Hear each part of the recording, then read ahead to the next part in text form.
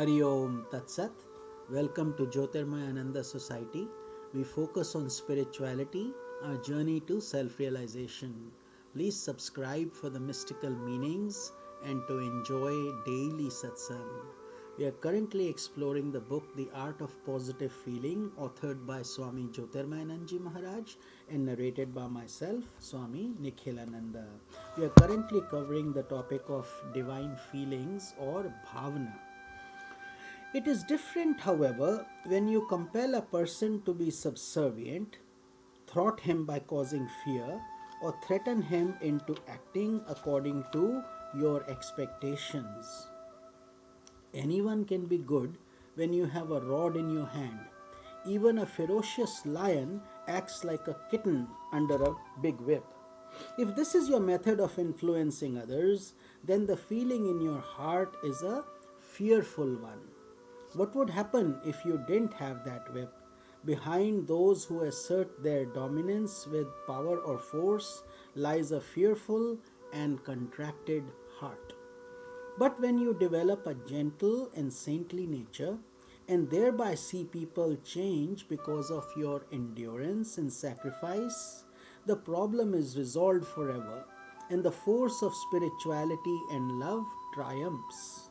But when the force of pride or ego wins, the problem is not resolved, but rather follows you from life to life, from bhavana to bhav. Feelings become like a stagnant river when it is overpowered by rajas and tamas, by hatred, greed, restless desires of the mind, selfishness, etc. This state is degrading for the soul. You may possess a great estate surrounded by wondrous gardens, resplendent with numerous flowers, but if the flowers of divine virtues do not bloom in your heart, if your heart has become a field containing negative feelings, then all your external attainments become insignificant. An aspirant must therefore employ great vigilance in cultivating a higher form of feeling that is free of ego and dominated by sattva or purity. As sattvic bhavana, feelings based on compassion, selflessness, and goodness of the heart is developed, it gradually becomes concentrated into what is known as bhav. Bhav means divine feelings. It is this divine feeling that is offered to God and links you with Him. Both bhavana and bhav are feeling. However, one is diffused like humidity in the atmosphere and the other is concentrated like a cloud. The difference is very similar to that between dharana, which is concentration, and dhyana, meditation in Raja Yoga. In dharana, the mind is being focused. In dhyana, the focus state continues. In the same manner, in the state of bhavana, feeling is being focused and withdrawn from the outer world and directed towards God. In the state of bhav, the intensified feeling flows spontaneously. On the path to God, bhav is the great secret. Ordinarily, feeling cannot capture God. But people when they read books of devotion, their normal sentiments are aroused. They pray with a melting heart, shed tears, plead, and after a while, when their prayers are not answered, they wipe their tears and feel that their prayers have been wasted. But bhav is of a different nature. It arises in one who has a genuine feeling that God is all, the soul of the soul, the object of supreme love. This type of sincere awareness develops in a personality that is highly integrated and free of ego. The vast majority of people experience the impact of worldly feelings, feelings guided by passion, worldly love, or infatuation. Under the impact of that feeling, Physical changes occur in the body, the voice chokes, tears flow from the eyes, palpitations occur, there is a sense of thrill all over the body. Most people experience these symptoms under the influence of shallow feelings.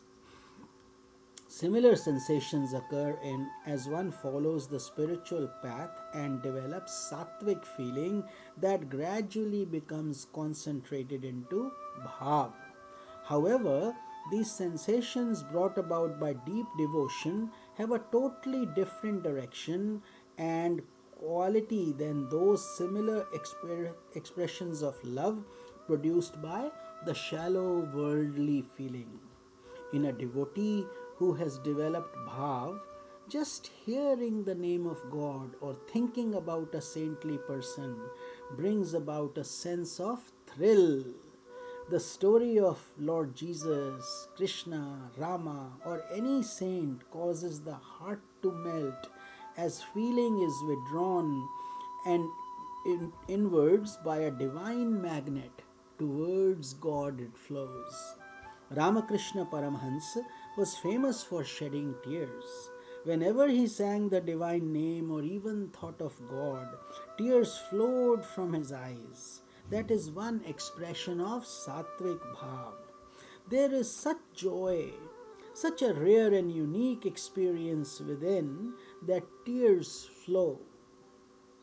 But those tears are not tears of spiritual sadness, they are tears of spiritual bliss. It is said that there are two types of tears, hot and cold. When one has bitterness, sorrow, or grief, the tears are hot. When one has an upsurge of divine sentiments, the tears are cooling and refreshing to the eyes. There are many other such physical manifestations of this development. There is an eagerness in the eyes, a change in the color of the face as the impact of divine feeling is felt. When Moses stood before the luminous fire in the presence of God, there was a luminosity on his face, and people were bewildered.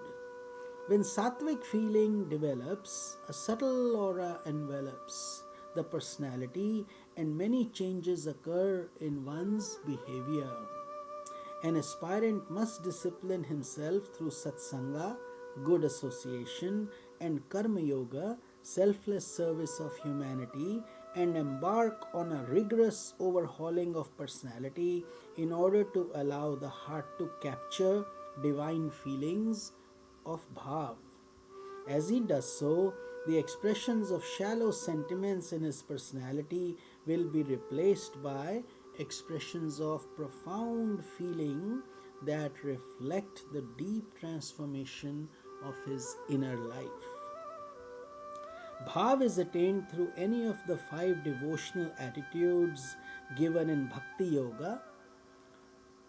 5 feelings, different types of feelings. Shanta Bhav is peacefulness.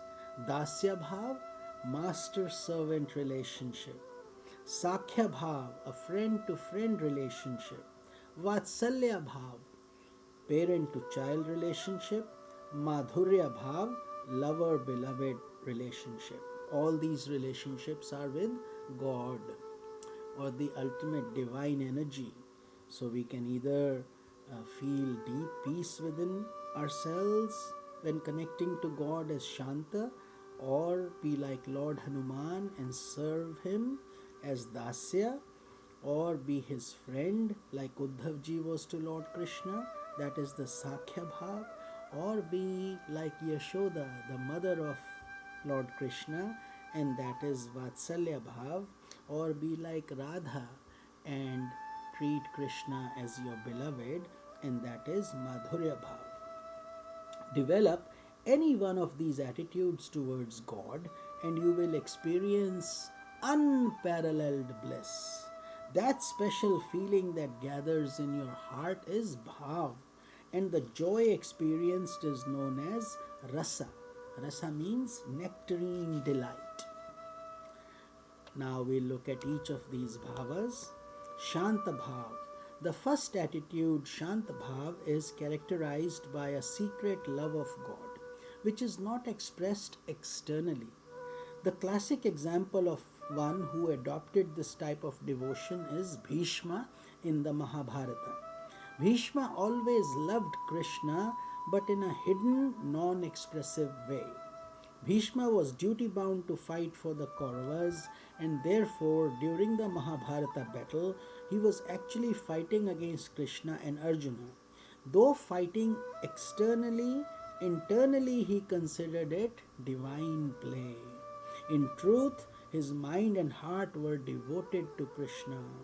On one occasion, when the fight was intense, Krishna realized that Arjuna was wavering in the performance of his duty because he was considering Bhishma as his grandfather. That attitude was obstructing his performance as a warrior. So, in order to teach him a lesson, Krishna jumped out of his chariot with a wheel in his hand, ready to strike Bhishma. Bhishma began to pray to Krishna, not out of fear, but out of joy that Krishna himself had come to fight against him. Hari Om Tat Sat. We will continue this journey in tomorrow's satsang.